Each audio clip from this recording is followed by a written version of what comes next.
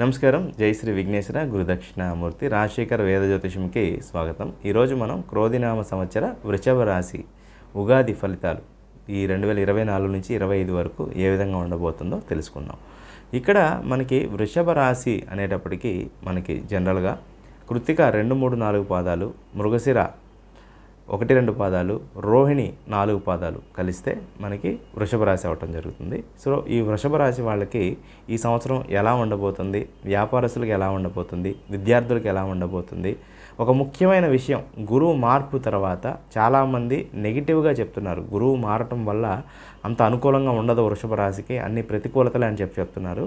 కానీ నేను ఒక కొత్త పాయింట్ చెప్తాను. అది అంటే కొత్త పాయింట్ వాళ్ళు డిఫరెంట్గా చెప్తున్నారు కానీ డిఫరెంట్ చెప్పడం కాదు.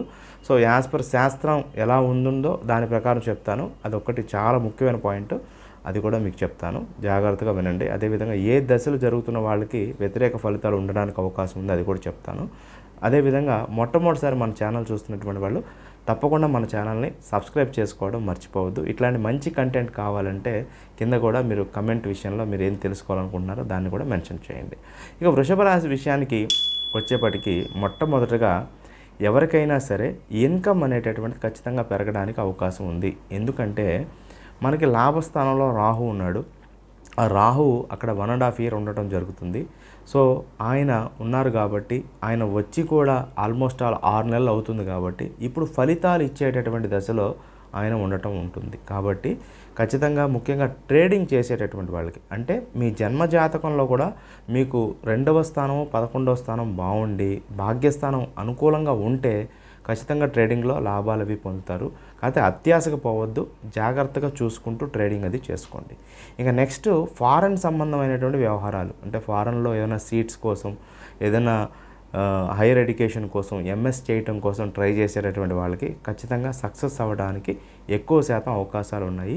ఉద్యోగ నిమిత్తం వెళ్ళటానికి కూడా చాలా మంచి అనుకూల ఫలితాలు అవి కనబడుతూ ఉన్నాయి.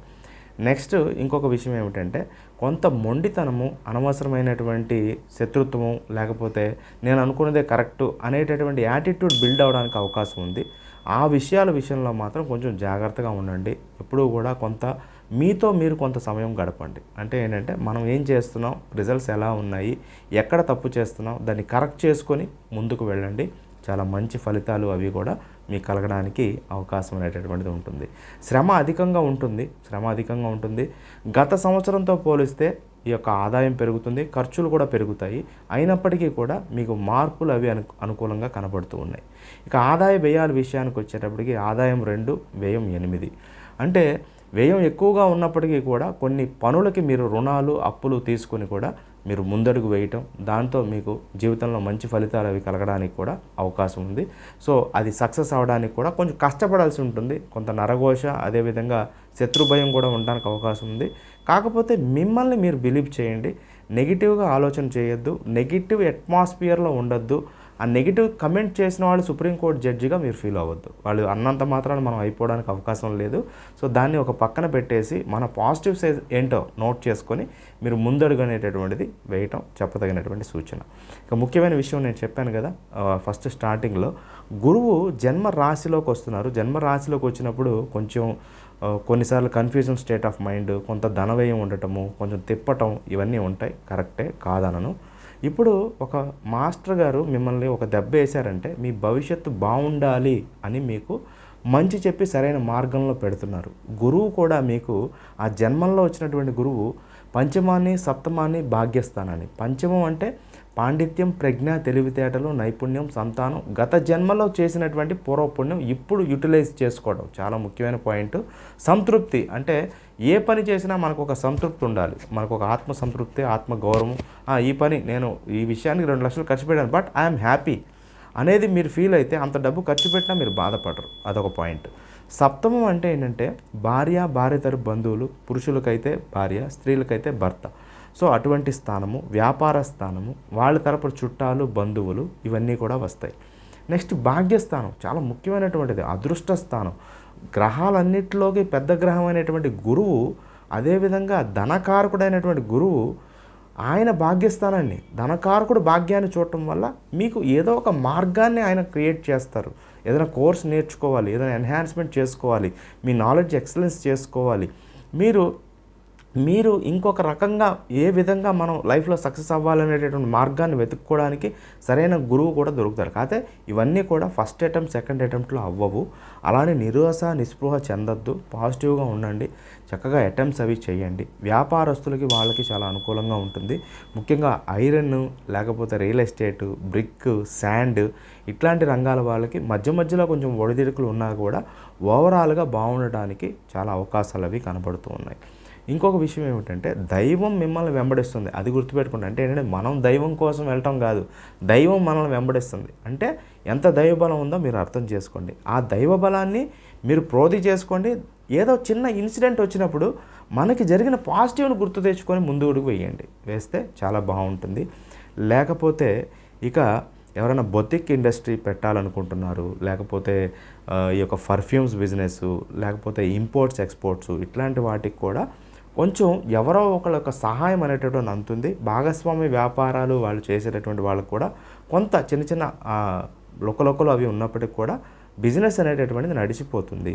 మీకు కొంత అవమానం జరగడానికైతే మాత్రం అవకాశం ఉంది. ఆ చిన్న చిన్న అవమానాలని వాటిని పట్టించుకోవద్దు. మీరు చేస్తుంది మహాయజ్ఞం అనేటటువంటిది మీరు నమ్మండి. అలా మీరు ముందడుగు వేయండి. ఇక ఈ యొక్క విద్యార్థులకి మాత్రం కొంత నెగిటివిటీ అది కనబడుతుంది. సమయం అది వృధా చేయొద్దు. కొంచెం పిల్లలని తల్లిదండ్రులు బాగా మానిటర్ అది చేసుకోండి. వాళ్ళు రాస్తున్న ఎగ్జామ్స్ అవి రిజల్ట్స్ ఎలా ఉన్నాయో చూసుకోండి. ఎప్పుడో ఫైనల్ ఎగ్జామ్స్లో కళ్ళు తెరవకుండా మొదటి నుంచే మీరు కొంచెం వాళ్ళని ట్రాక్లో పెట్టడానికి ప్రయత్నం చేయండి. ఇలా చేస్తే బాగానే రిజల్ట్స్ అవి ఉండటానికి అవకాశం అనేటట్టు ఉంది. ఇక ముఖ్యమైన విషయం ఏమిటంటే ఆగస్టు 20వ తారీఖు నుంచి ఆగస్టు 20 నుంచి మంత్ ఎండ్ వరకు సెప్టెంబర్ నెల ఈ యొక్క 40 డేస్ ఏవైతే ఉన్నాయో అంత అనుకూలంగా లేనటువంటి సమయం. కొత్త వ్యక్తులతో పరిచయాలు ఇట్లాంటి విషయాల్లో చాలా జాగ్రత్తగా ఉండండి. అనవసరమైనటువంటి రిలేషన్షిప్స్ లేకపోతే ఇట్లాంటి వాటిల్లో ఇరుక్కోవద్దు. లేని ప్రాబ్లమ్స్ని కొని తెచ్చుకోవద్దు. అవి కూడా జాగ్రత్తలు అవి పాటించండి. ఇక ఈ వృషభ రాశి వాళ్ళకి కుజదశ జరుగుతున్నా, కేతు దశ జరుగుతున్నా, లేకపోతే మనకి ముఖ్యంగా ఈ యొక్క శుక్రదశ జరుగుతున్నటువంటి వాళ్ళు మాత్రం మీ జాతకాన్ని ఒకసారి చెక్ చేయించుకోండి. పరిహారాలు అవి పాటించండి.